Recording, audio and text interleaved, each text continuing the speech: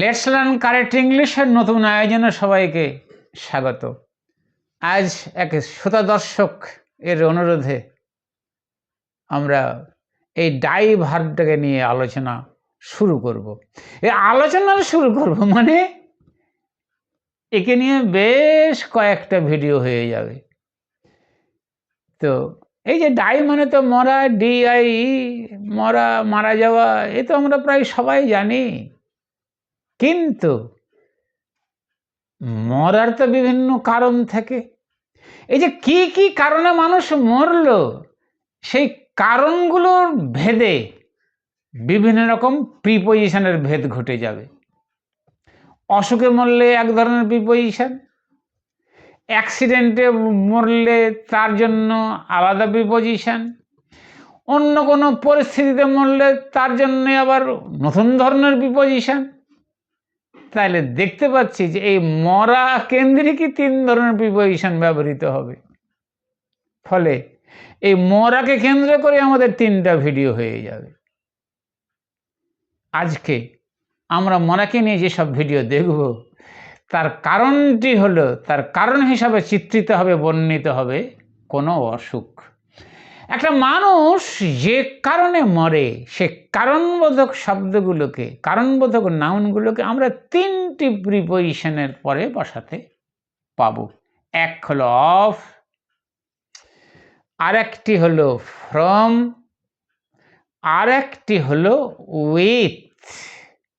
এখন এই কারণবোধক অসুখের আগে অফ কখন হবে? তো সেই কারণবোধক অসুখের আগে অফ হবে যে কারণটি আমাদের শরীরের ভিতরে থাকে, আমরা শরীরের ভিতরে পোষণ করি, ধারণ করি, সেই কারণটিকে আমরা অফের পরে ব্যবহার করব। যদি সেই কারণটাকে এইভাবে তুলে ধরা হয় যে কমপ্লিকেশনটা সৃষ্টি হয়েছে তারপরে মৃত্যু হয়েছে এমনটি নয়, বা ওই ব্যাপারে বক্তা নীরব, শুধু বক্তা দেখাচ্ছে যে এই অসুখের কারণে মরল, এই অসুখের ফলশ্রুতি কি, কারণ কি, কমপ্লিকেশন কি, এই ব্যাপারে নীরব। তখন কি হয়ে যাবে? অফের পরে ব্যবহৃত হবে। যেমন ধরুন আমি এই বাক্যটা বললাম যে লোকটা কলেরায় মারা গিয়েছিল। এই কলেরা মারা গিয়েছিল, এই কলেরার পরে নতুন কোনো জটিলতা দেখা দিয়েছিল এমনটা তো বলা হলো না, ওই ব্যাপারে নীরব থেকে গেল বক্তা। সরলভাবে বললে লোকটা কলেরায় মারা গিয়েছিল, এটা অসুখ। এই কলেরা আমাদের ভিতরে থাকে, শরীরের ভিতরে থাকে। ফলে এই কারণটা কার পরে বসবে? অফ এর পরে বসবে। তাহলে বাক্যটি কি হবে? লোকটি মারা গেছিল, কর্তা দিয়ে শুরু, কর্তার পরে বসে প্রেজেন্ট পাস্ট আইএনজি, আমরা পাস দেব। তাহলে the man died of cholera. স্মরণীয়, এই ক উচ্চারণ কিন্তু সিও হবে না, কেও হবে না, কিউও হবে না, CH হবে। আমাদের জেনে রাখা ভালো, CHটা কখনো চ হয় তো কখনো আবার ক হয়। তো কলেরা বানানটা কি হবে? CHOLERA। তাহলে বাক্যটি আবার রিপিট করে দিই, লোকটা কলেরায় মারা গিয়েছিল, যে কি হলো? The man died of cholera. আরেকটি প্রিপোজিশন হবে ফ্রম, FROM। তো এই অসুখটার আগে ফ্রম তখনই বসবে যখন এটি দেখা হবে বা এটি দেখানো হবে যে একটা কমপ্লিকেশন দেখা গিয়েছে, আর এই কমপ্লিকেশনের ফলশ্রুতি হিসাবে লোকটার মারা গেছে। অর্থাৎ অসুখটা তো হলো, অসুখের কারণে কমপ্লিকেশন দেখা দিল এবং একটা জেনারেলভাবেই মারা গেল, সাধারণভাবে মারা গেল ঠিকই, তবে এই কমপ্লিকেশনের ফলশ্রুতি হিসাবে মারা গেছে। এই ব্যাপারটি যখন তুলে ধরা হবে, দেখানো হবে, তখন ওই অসুখটা, কারণবোধক অসুখটি ফ্রমের পরে বসবে। যে এই বাক্যটাই আমরা বললাম যে লোকটি কলেরায় মারা গেল।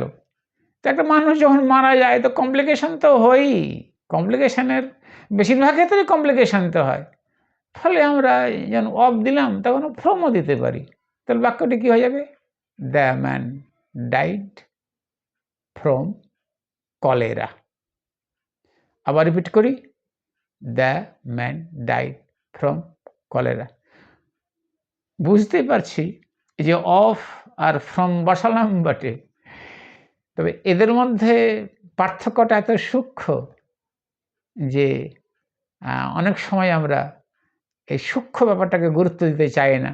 এই জন্য দেখা যায় যেখানে অফ বসবে সেখানে ফ্রম বসে, ফ্রম বসবে যেখানে অফ বসে, এমনি করে অফের বদলে ফ্রম, ফ্রমের বদলে অফ। অর্থাৎ of and from can be interchangeably used in this situation. এই পরিস্থিতিতে অফের বদলে ফ্রম, ফ্রমের বদলে অফ বসানো যেতে পারে, তবে মেসেজ কিন্তু এরা সবাই আলাদা আলাদা বহন করে থাকে। এবার উইথটা কখন বসবে? যখন এই ব্যাপারটি দেখানো হবে, লোকটা তো মারা গেছে রে বাবা, ঠিকই তো মারা গেছে, যে অসুখটাই মরে যাওয়া কথা, সে অসুখটা, যে অসুখটা মানে আরে সোজা করে বলি, একটা লোক মারা গিয়েছে, তো যে অসুখটা ওর ছিল বলে আমরা সবাই জানি, ওই অসুখে মারা গেছে এই কথাটা সত্য নয়। একটা উদাহরণ নিলে আমরা ব্যাপারটি বুঝতে পারবো। এবার ধরুন যে একটা লোক মারা গেছে, তার কোভিড-19 ছিল। আমরা তো এর আগে কোভিড-19টা জানি, তো আমরা এ সময় এটাও শুনে থাকি যে কোভিড-19 হলেও, কোভিড-19 থাকলেও, ওই লোকটার কোভিড-19 অসুখটা থাকলেও ওই অসুখে মারেনি, অন্য কারণে মারা গেছে। কি ছিল ওর, এই ছিল তো সেই ছিল, আজমা ছিল তো হ্যান ছিল, ক্যান্সার ছিল, ইত্যাদি ইত্যাদি ইত্যাদি। ওই অসুখে মারা গেছে বাবা, কোভিড-19 মারা যায়নি। তো যে অসুখটা ছিল কিন্তু ওই অসুখে মারা যায়নি, অন্য কারণে মারা গিয়েছে, অর্থাৎ মৃত্যুর জন্য যে অসুখটা উল্লেখিত হচ্ছে সে অসুখটা দায়ী নয়। সেই উল্লেখিত অসুখটা দায়ী নয়, সেই অসুখটা কার পরে বসবে? উইথের পরে বসবে।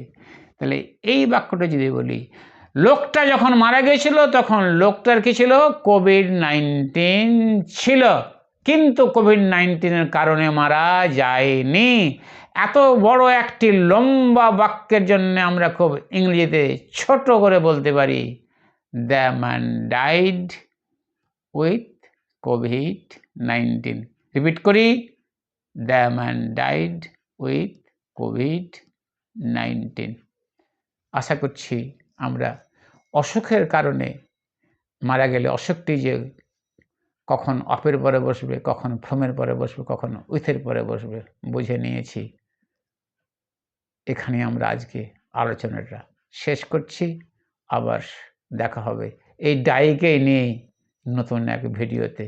তখন এই মরার কারণ হিসাবে আমরা অন্য একটা কোনো নাউনকে দেখাবো।